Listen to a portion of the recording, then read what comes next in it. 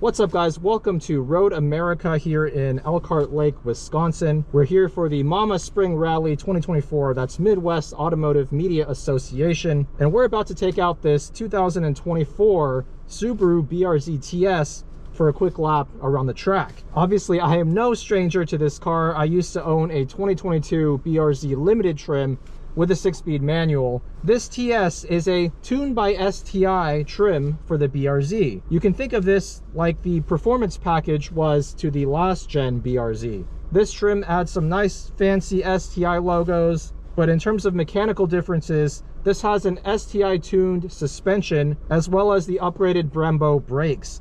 That's pretty much it. The rest of the differences are aesthetic. So as a quick reminder, we're powered by the FA24 engine.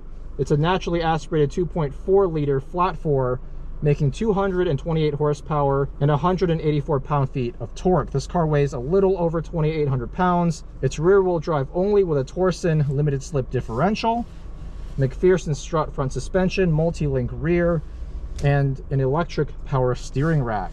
It actually feels like I'm in my own car again. Let's take this thing out for a quick lap and see if I can actually feel the TS differences, the brakes and dampers specifically. Red STI engine start stop button, nice touch. One thing I never really liked about the BRZ NGR86 is the amount of rev hang that this engine has. A naturally aspirated engine just shouldn't have any amount of rev hang, but unfortunately that's something I had to deal with in my roughly year and a half of ownership, having to be slower with my clutch and shifter action driving around town specifically, because the rev hang's not so much of an issue on track. It's more of an issue driving at low speed. But just something to keep in mind if you're planning to purchase a BRZ or GR86 as your daily driver. You do have to kind of drive around that. And since this is a 2024 model year, we do get Subaru's EyeSight suite of driving aids, which is very, very nice. What's up, Matt? He told me he's going to be extra slow, so we'll just give you some extra time. So no worries.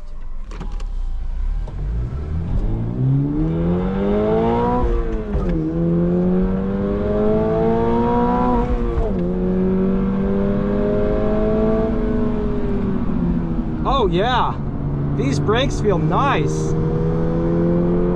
Much more solid pedal.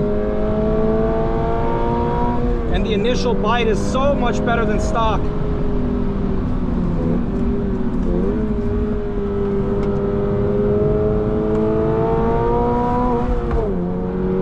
This car is just so easy to drive.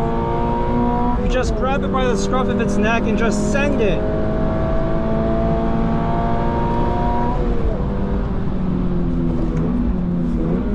Look at that. The brakes are so much more confidence inspiring. It even feels better than the base brakes with pads and fluid.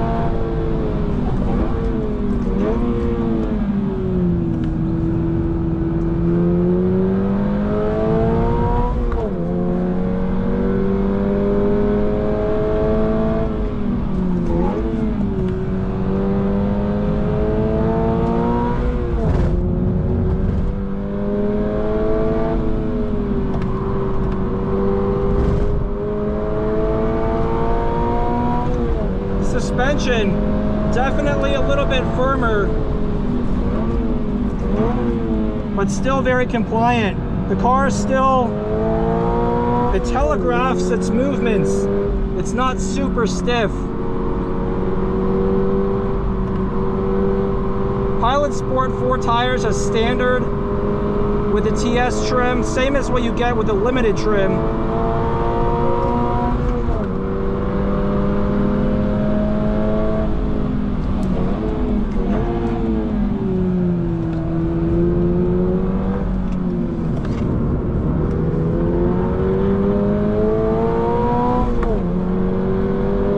Fun car to drive on track.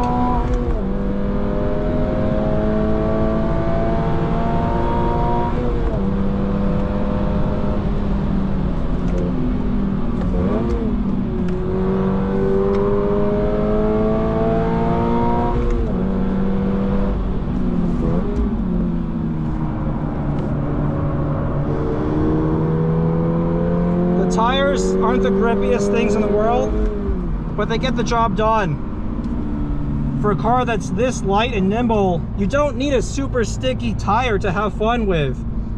In fact, a lower grip tire like the Michelin Primacy offered on the base trim actually is a bit more fun on track because you can just slide it around and really hone your car control skills. Oh my goodness, what a fun car to drive. The BRZ TS has an MSRP of around $36,000. So more or less $5,000 more than a limited trim manual BRZ. I actually think this package is well worth the cost because 3 reasons. The upgraded Brembo brakes. If you want an aftermarket big brake kit, you're looking to spend at least $2,000. The price of aftermarket brake kits is so much higher than it was 4 or 5 years ago. And then if you're comfortable leaving the suspension stock, but you still want something that's track worthy, the dampers do a pretty good job at improving the control and firmness over the base suspension. And third but not least, ultimately you are getting a more special BRZ. If you can buy one of these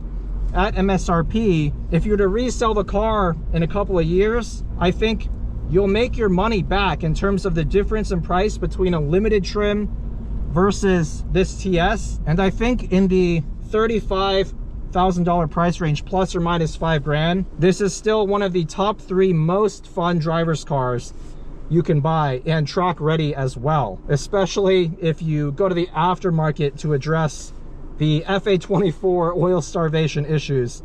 Not that that's even really that big of a concern if you're planning to keep this car relatively stock and with lower grip tires, but honestly, this versus ND3 Miata, which a fully loaded one costs about $5,000 more than this, but you can get like a soft top club. I mean, there are ways to get an ND3 Miata for about the same price as this TS, and that's a really interesting comparison because the ND3 is more nimble, it's even sharper than the BRZ TS, but the BRZ TS, I would argue, is easier to drive at the limit because of its longer wheelbase, because it has a bit more mid-range torque, and it's the far superior daily driver. Much more usable, pretty big trunk, and now with the Subaru EyeSight system, you get all the driving aids that you could want. It's a hard choice, so let me know what you guys think about the BRZ TS. Would you pay $36,000 for this package? A big shout out to Road America, to Mama, and to Subaru once again. Thank you guys for watching, and see you in the next one.